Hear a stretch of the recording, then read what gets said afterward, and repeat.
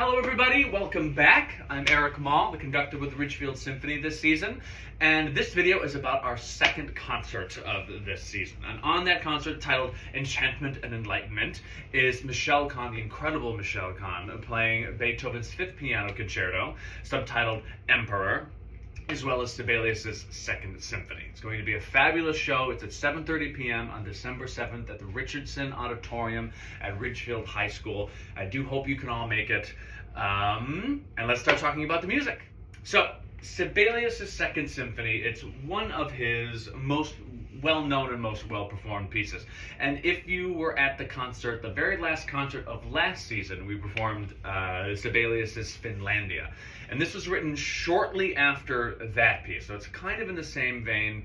And one thing about Sibelius, I like to think of Sibelius as a kind of impressionistic romantic. He was Finnish. This was written in 1901, 1902. So, it's after Debussy and Ravel were coming up with that kind of true French impressionism. But there's something about his music, because it has these beautiful, romantic, sweeping string sounds and melodies and harmonies and all the things that you associate with romanticism. But the idea of being an impressionist, that this music leaves an impression, is very alive and well in Sibelius' music, specifically nature. You can't really talk about Sibelius without talking about two things, I think. Is nature, him trying to depict the environment that he was in Finland. You could tell that he really loved the earth. He loved the scenery around him, and that's so evident everywhere in his music. And it's more clear, I think, than in most other composers who were trying to kind of, depict these naturesque kind of things. There's something about his music that I don't think anybody will ever quite be able to put their finger on that just brings these landscapes to life. So it's incredible in that way. And the other thing is, that kind of goes along with that, is so much of his music, he has all these tone poems and really, really interesting little pieces, and sometimes, hour and a half long, multi-movement, giant tone poems. And a lot of them are based on myths and legends and, specific, the folklores and things like that. So he's very interested in all of these things, and it all comes out in his music in this kind of impressionistic way.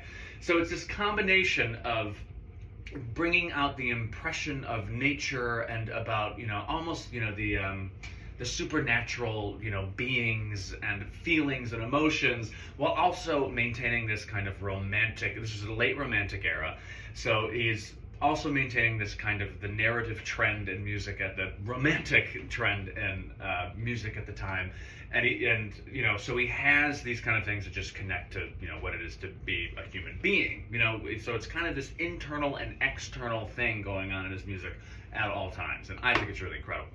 So, all of the movements of the symphony kind of work in different ways. And what I mean by that is he uses melodies, harmonies, all the foundational blocks of music in different ways in each movement, which I think is really, really, really interesting. And really, you have to think about these things in a different way in order to really understand what he's trying to say, how he's trying to say it in each movement. So I just want to go through, especially the first and second movement, and talk about those melodies and themes and how they're used, how to listen to them, and how they kind of propel the music and the narrative forward.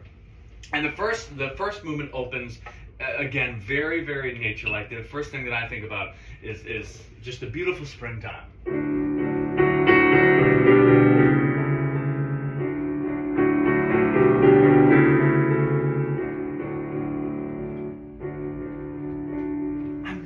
Gorgeous, and that's in the strings, and it's just lush and beautiful. So this is a really good example right here of this kind of, it is romantic, it's utterly romantic, in sound and in feel, but it also just leaves this beautiful impression of a landscape, which is just remarkable. And then it comes in the oboes. I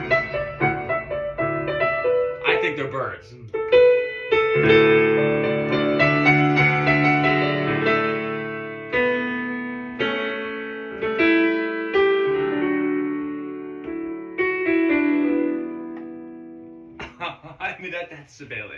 That's Sibelius. There's really nothing more I can say about that, but it's just spectacular music. So he goes back and forth with these things. And so those are some of the melodies motives that we need to be, keying in on. That thing, this thing.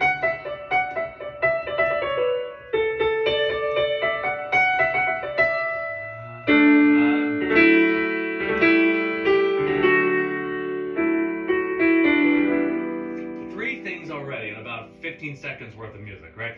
So, and he's going to be using those throughout this entire movement. And then a really, really important one comes in. So I like to think of those first two as kind of, the first bit is just an introduction. Like, welcome to this world. Here we are, and this is our place. This is our environment. This next one,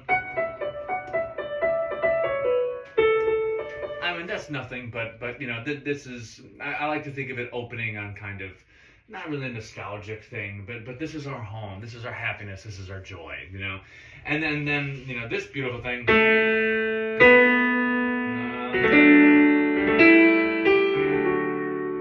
it's kind of the same thing, but it's this nostalgic kind of thing that it goes into minor, and so there is a little bit of tension there, but it's this really rare kind of happy minor that's really hard to find.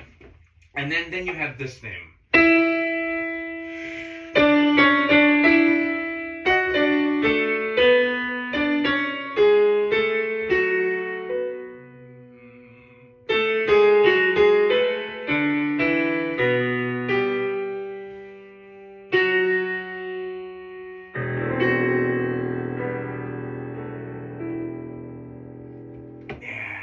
And that to me that's the earth. That to me is the voice of the earth. And I can kind of go, but yes, that's kind of what I believe. That this is the all-powerful, kind of all-knowing earth, which I think is just really beautiful. Then we have this other really, really, really, really, I think that this is the hero's theme. It kind of goes like this.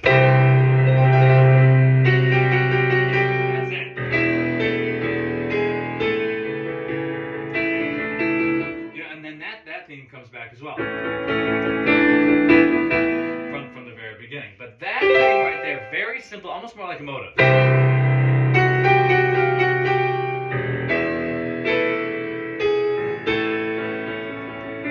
is really, really important, and he uses all of these things. Now I want to focus on that one just for a little bit. I'm going to spend a lot of time on the first movement and a little bit less on the rest, but just to get a really, really kind of idea of how Sibelius sometimes constructs his music. So that theme right there,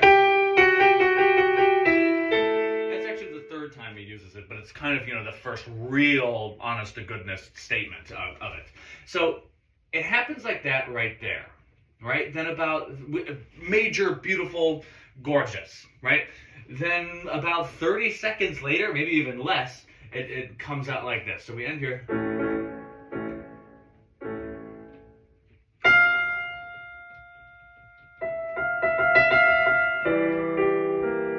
And then we go into this.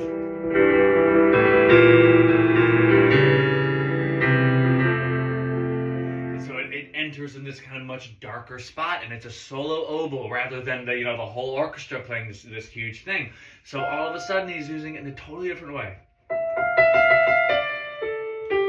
And it's affecting and being affected.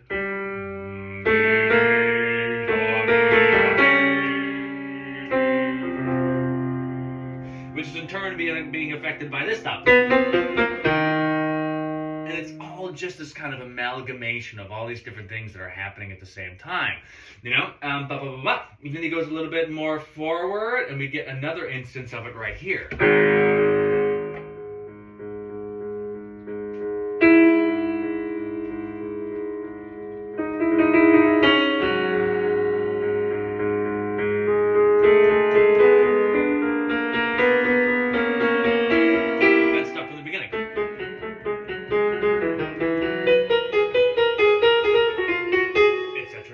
Again, all these things are working together. But that iteration, this time the solo clarinet. Then some dissonance. Totally different thing. So what's happening? Well, what's going on with this particular, what I call the hero character? How is it being affected? How is it affecting all the music around it? And what kind of journey is this character on, right? Now keep in mind too that and this is what's different from the second movement too, is that this character is a different character than the rest of the melodies and themes, right? So they're communicating with each other, yeah, and kind of changing each other in some really interesting ways. A terrible travesty happens. And then we get, so I'll give you one more instance of this kind of thing, and I'll lead into it.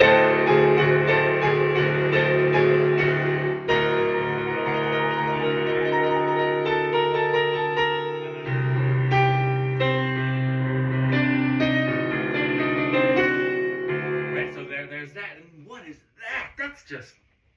It's hard to tell what that is. Is it major? Is it minor? Is it devastating? Is it leading into something really, really beautiful? I won't give away where it goes, but it's really pretty miraculous what he does, and specifically how he uses another theme to kind of bring that hero theme back into its former glory and grandeur. So that is what I would listen to for the most in this movement, is that theme, because it's really prevalent. It's really... And it's kind of clear cut. It's here, it's there, it's there, it's there. Some of the other themes and melodies are kind of like sparse here and changed around and doing different things. But that one is one of those things that a lot of romantic composers do specifically to kind of, I call them like pillars. You know, pillars within the music for our ears and for our brains to kind of hold on to so that we can more easily figure out what's going on with the narrative and the form. So those are really important things to listen to in the second movement.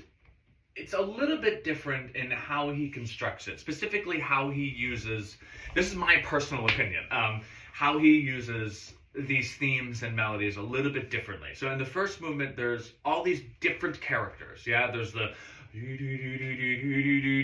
the bum bum bum bum bum ba-dee ba da ba dee and the bum ba da ba da ba dee da. All these things, and to me, those are different characters. You know, they're working with each other, they're working against each other, and all of that, and affecting each other in some kind of meaningful way. Whereas in the second movement, the only way that works for me to really think about this is that each theme is actually the same character. You know, and you can kind of see that. I'll play a lot of the themes for you that. They just seem really connected musically, not just musically, but kind of in feeling. And because of that, I like to think of the second movement as more of the same character kind of evolving and changing and, you know, growing into oneself and the journey that particular character is on, rather than a whole bunch of different characters kind of affecting one another. Even when this character in the second movement is being changed in kind of a significant way. So it's really interesting. I just want to kind of go through some of those moments. So it starts off with these pizzicato, really, really dark. I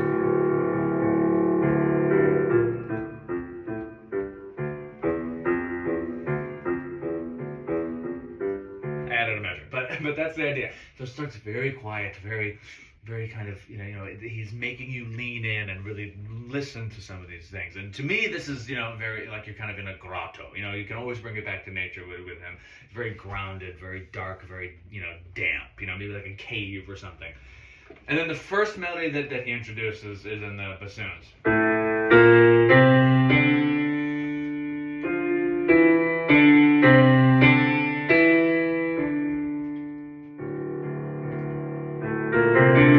It's very chant-like, very ancient sounding, you know, and this is kind of what I think what everything is built off of. So this is the introduction of our character, you know, we have the environment, we have our setting, and then here's the character, and it's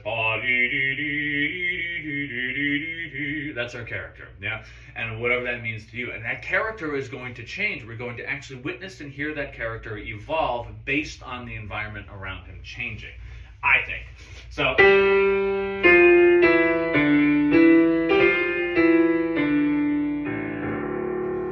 As another, it's kind of the same thing, but it's a little bit different. And, you know, you can hear that.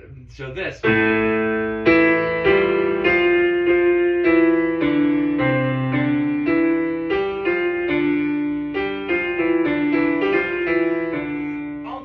different, but they're also the same, you know, which is really, really interesting. And then it gets faster and faster and more intense, and there's all these moments of real kind of and like schizophrenic, kind of like what's going on? Everything's really disjointed and going crazy, and there's, the flutes are playing and they're interrupted by the basses and the cellos, and all these things are happening until finally it really does slow down eventually into this really, really, really dramatic brass chorale.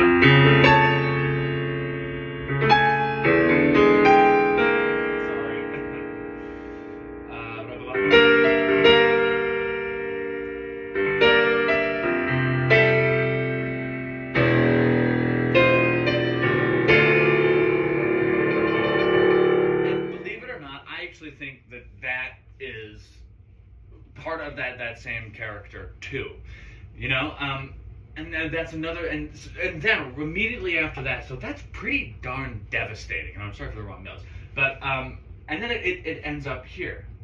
Actually, I'll play you that last little bit. So it's going, where are we? So sorry, right here, and then we got this kind of stuff. Actually, not so bad. It's major.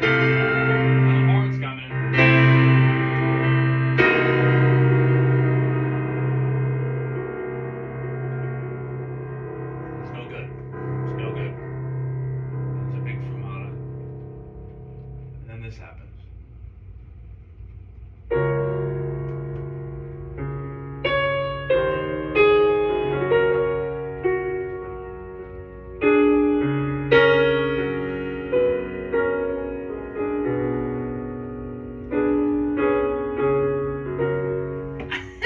Where did that even come from?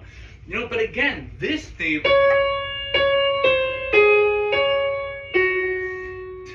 is similar enough to that very first theme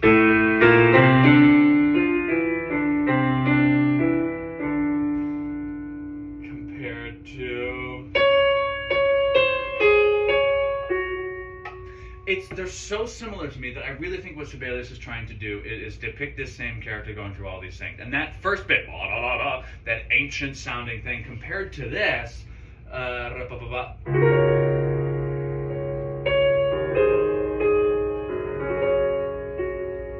entirely different things. So this character is in a wholly different place than he was before. And this movement too is extremely cyclical.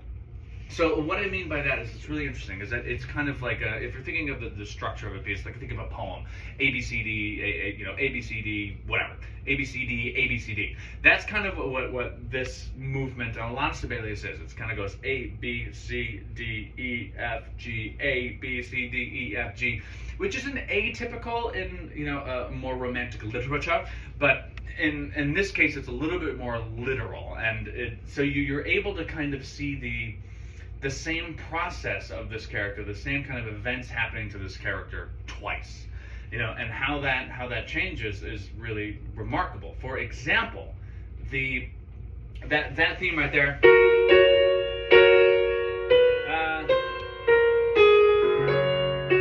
that when it comes back, it's like this.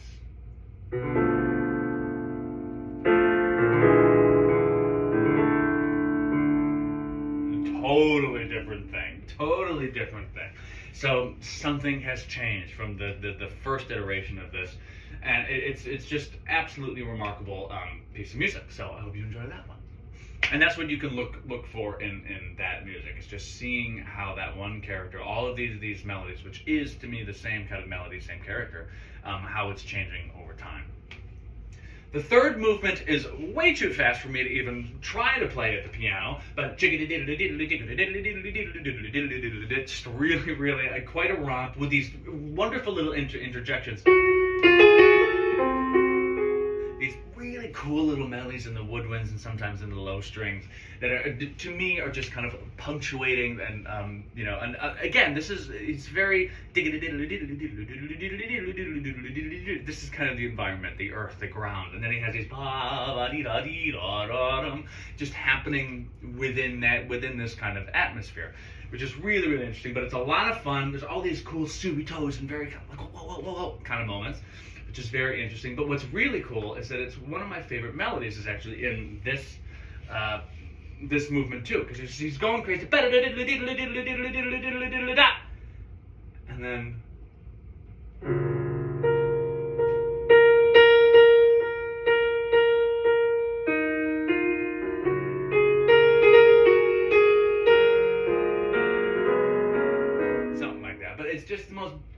beautiful melody in the world and the solo oboe. And it kind of comes out of nowhere, and then it goes back and all these crazy things until, and this is something that, so third movement is just a lot of fun with that really beautiful melody in between, and I will let the listener kind of make meaning out of that for yourself. And finally, one thing that's unique about this that Beethoven actually did in his Fifth Symphony is that the third movement morphs into the fourth movement. So there's no break in movement, so just and the last movement is all about grandeur and hope and joy.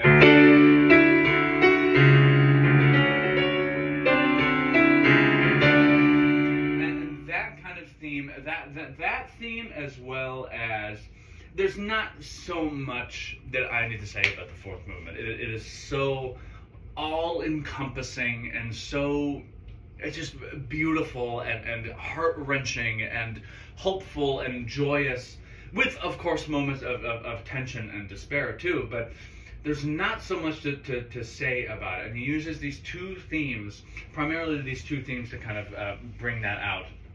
And at the very, very end of this piece, to me, the melodies that in this big, beautiful brass chorale, kind of in so many ways, just given how it's constructed and the harmonies and the melody of it all, it really ties together the entirety of what has happened before. All of the characters, all of the evolutions and emotions and feelings and landscapes, all of that. It's all kind of encapsulated and put into context by this last incredibly powerful brass chorale at the end. I don't want to give that away. But that is Sibelius' Second Symphony in a nutshell. Our next video will be about Beethoven's Fifth Piano Concerto. And again, I really hope that you can come make the show. It's going to be a fabulous one, 7:30 at December 7th at the Richardson Auditorium at Ridgefield High School. Thank you so much, and I'll see you there.